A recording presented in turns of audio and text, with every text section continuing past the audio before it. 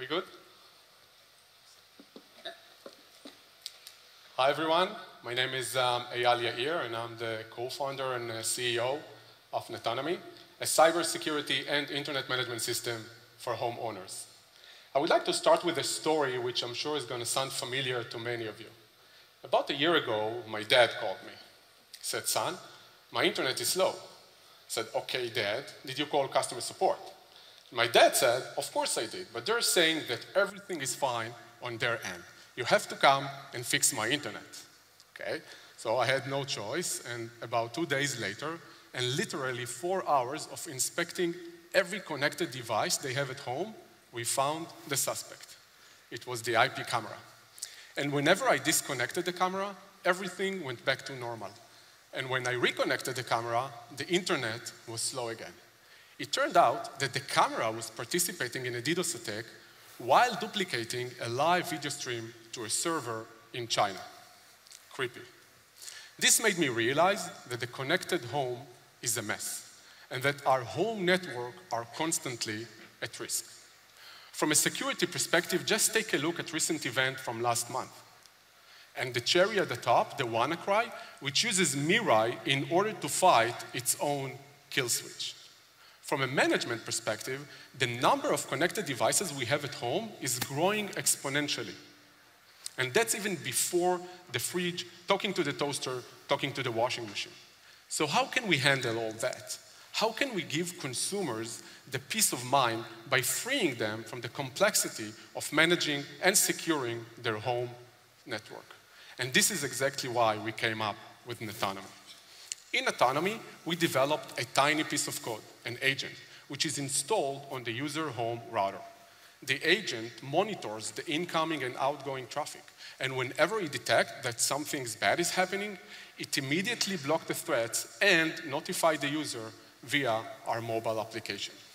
Let's take a look at some of the app screens. This is the home screen, the main screen. Here I can see what is the status of my network, what is the status of my connected devices. And if I drill down to one of the devices, I can see a live stream of this device. I can see the browsing history or do parental control for this specific device. And if by any chance I have an urge to go on a fishing expedition, the agent will immediately block the attempt and notify me via the app chatbot. Few words about our competition. First group are companies who are aiming to solve the same problem, but they are using an extra hardware, a box. We skip the box and install our software directly on the router itself. Second are companies who are selling high-end, mostly expensive router with some level of security pre-installed. Using our technology, we turn every router into a smart one. Last is what we call the software on router group. And we have two major differentiations. A, our technology. Our agent can be easily and seamlessly installed on any router, either via our mobile application or through the ISP TR69 protocol. And we do not require a replacement of the firmware. And B, our holistic solution. Our solution, which is a combination of security and management of the home network. Our primary or preliminary go-to-market is teaming up with service providers and doing rev share on the subscription fee we charge from the customers. We are 3 co-founders, highly experienced, each of us with more than 20 years of experience. Thank you. Thank you very much, Eyal and team. Before we go to the feedback from the judges, if you don't mind sharing one piece of challenge that you have in your company. Actually, offer you with can your speak directly with the panel. With your permission, I think we have actually two challenges. The first one is, I would say maybe the more obvious one is ISPs. Doing business with ISPs, the cycle is very long, and I think this is something that we took into consideration once we planned our roadmap ahead in terms of technical and also funding. But I think the next challenge, I would say, is the balance between security and management. when we go to the field and we talk to service providers, we get lots of feedback. And the feedback is, we want security, everybody wants security, but customers, they're not necessarily willing to pay for security. So you need to give us management. You need to give us the parental control. You need to give us the ability to control the IoT devices we have at home. And as a small startup, we are struggling to find the correct balance between security and management. Okay, thanks. So let's hear some words from the panel. Let's start with Gib, the mentor, and then we'll hear the judges. Sure. Hello, everyone. I had the pleasure of working with Eyal Yair. And, you know, I think in this presentation, there is a limited amount of time, but I think some feedback I have is one thing that struck me in speaking with the team was their depth of experience in cybersecurity, both in the military and defense industries, and how that kind of coalesced with some of their serial entrepreneurship experiences in consumer-facing product roles. So I thought that was unique for the product and the company that they built here. So I would have probably liked to hear a little bit more about that. You know, the other comment is, you know, I think in terms of how they're positioned in the marketplace and why they're going for ISPs, I think being able to articulate, you know, why you're taking a software-only approach in terms of securing the home and working with, you know, existing routers.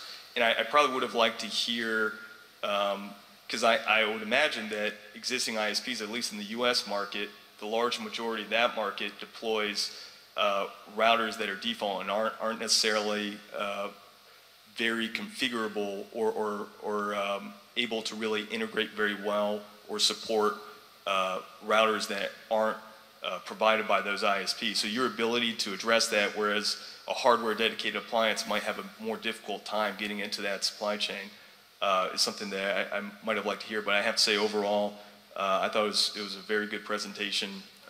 So. Right, any other feedback, Nasrin?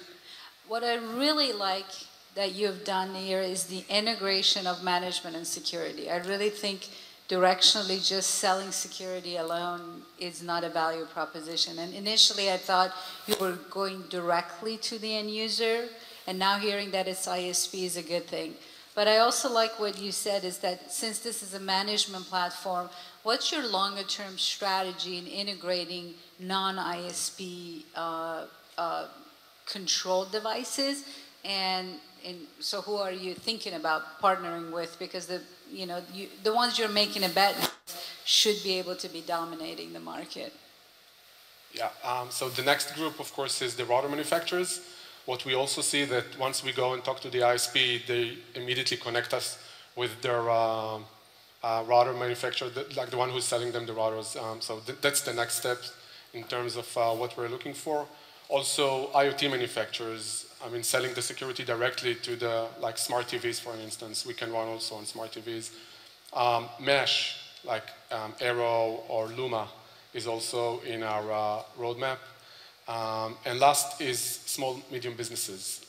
Being able to sell our product to SMBs, like attorneys' offices or accountant for like until 40 or 50 employees. I'm wondering if the market is a bit early here. I know you're going to sell to the ISPs, but there's got to be some end user pull.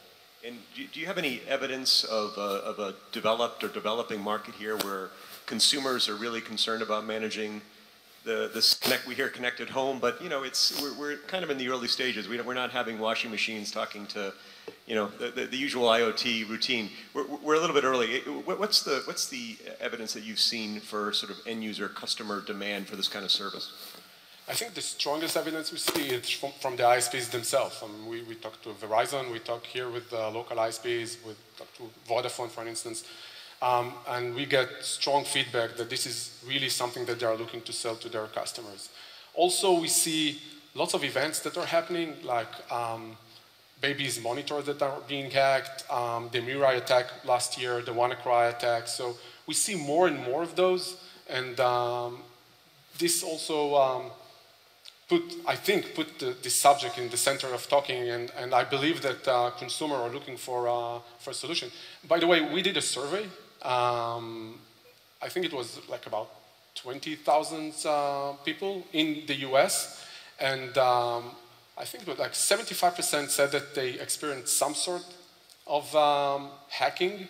It could be also phishing and some other kind of attacks, so that's one thing. And 25% said that they were willing to pay for security, only security, which is also interesting. Okay, thank you. That's all the time we have with Netonomy. Thank you very much, guys. Thank you. Thank you.